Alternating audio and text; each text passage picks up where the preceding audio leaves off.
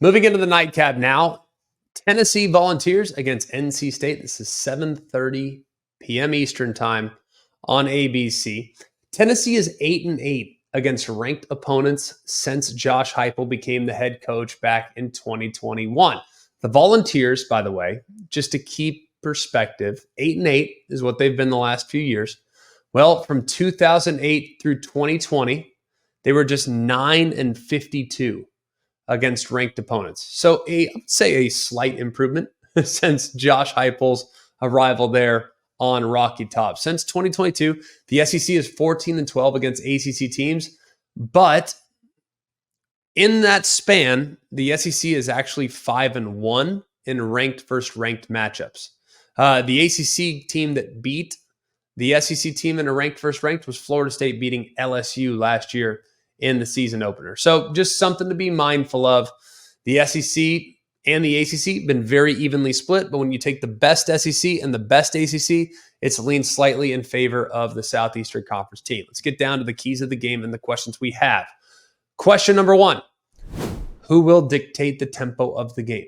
These two teams could not be any more different when it comes to using tempo. Since 2021, Tennessee is averaging about 26.2 seconds from snap to snap. That is the fastest pace in the FBS in that span. They led the FBS last year, by the way. They were slightly faster last year than they've been over the course of the last 4 years at 25.8 seconds. So 26.2, if you average it out since Heupel's arrival, well, they were faster than that last year at 25.8. Their average time of possession, not great. Just 25 minutes and 15 seconds. And only Old Dominion holds the ball less than Tennessee these last couple years. So they're going to play super, super fast. On the other side, NC State is quite literally the opposite of Tennessee when it comes to tempo. Since the start of 2023, NC State has the 8th highest time of possession at 32 minutes and 39 seconds. And while Tennessee has the fewest seconds between snaps in the FBS since the start of last year, NC State is 111th. There is about 38.9 seconds between snaps. So two very different philosophies. NC State wants to slow the game down. Tennessee wants to ramp up the pace of the game. So what wins out there? That will be an interesting story. Question number 2. Can NC State create pressure against new quarterback Nico Iamaleave? All right. NC State's defense usually gets sacks and pressures. They're going to blitz. They're going to bring secondary players. They're going to be aggressive. Tony Gibson is their defensive coordinator.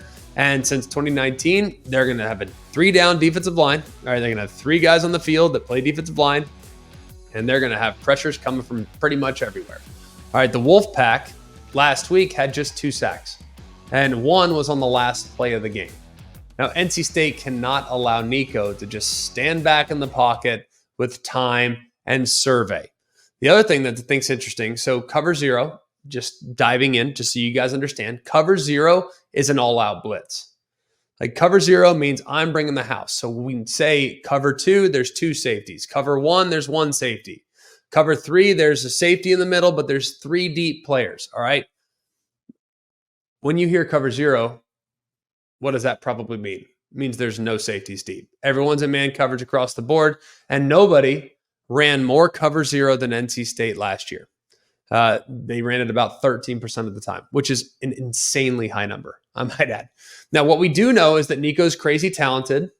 He's got a ton of ability. He's athletic. He's accurate. He's got a big arm, but he has yet to experience a lot of pressure in the pocket. He has just 9 career attempts against pressure.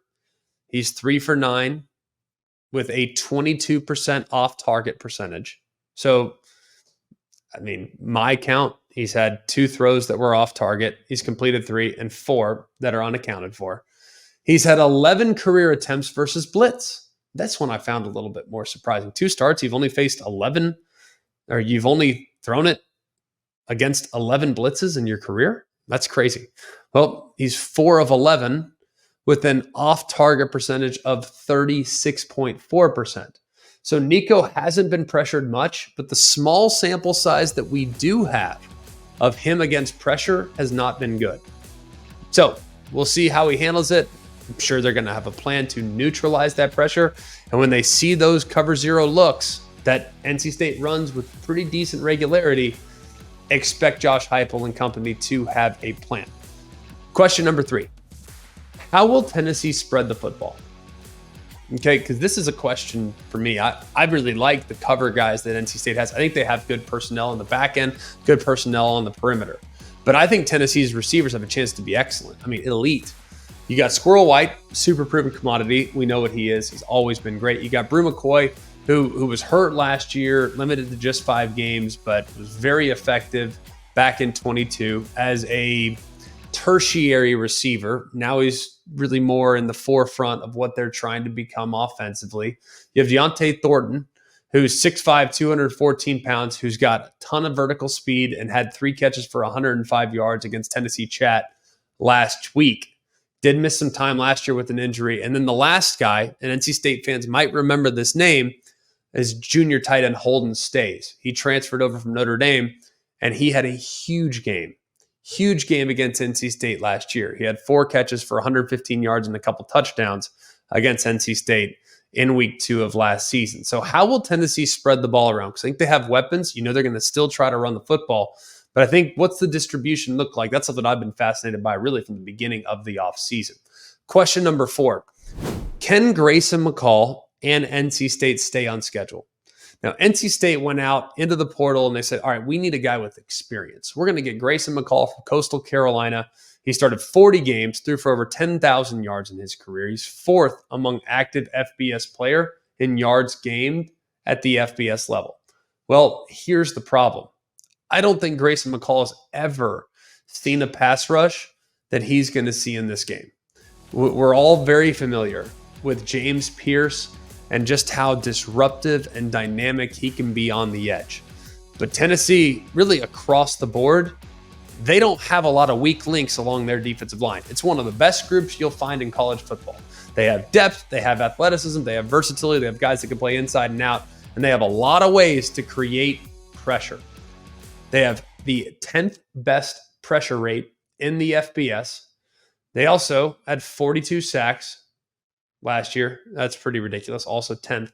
And 31% of the run plays against them go for 0 or negative yards. That's the 8th best in the FBS. So if you think they can just rush the passer, that's not necessarily true. They also are really good against the run and create a lot of havoc along the offensive line. So can Grayson McCall and NC State stay on schedule and avoid the negative plays? Because the negative plays, if they don't block them and Grayson McCall is not decisive, they could add up, and that will set up very difficult 3rd and 4th downs, which takes us to our next point. Question number 5. Can NC State be more efficient on 3rd and 4th down? Now, I am of the belief that field goals will not win this game for NC State. They're going to have to score touchdowns.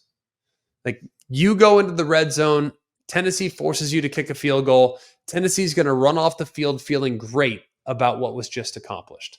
And vice versa, frankly, but more so knowing that Tennessee is far more equipped to win a shootout because of their tempo and their personnel offensively than NC State. I think NC State's a little bit more of a grinded out type of team, and that's going to be how they want to live. So I think when you look for it, they're going to have to be pretty opportunistic. When it gets to 3rd down, especially in plus territory, you got to already be thinking about what might be coming on 4th down. And last week, they were stopped on 4th and short a couple times against Western Carolina. Now, they did convert once, but that's not ideal. And while I think most people would think we'll take the points in those scenarios, taking the points against Tennessee, I don't think is a winning recipe. I think you have to be aggressive.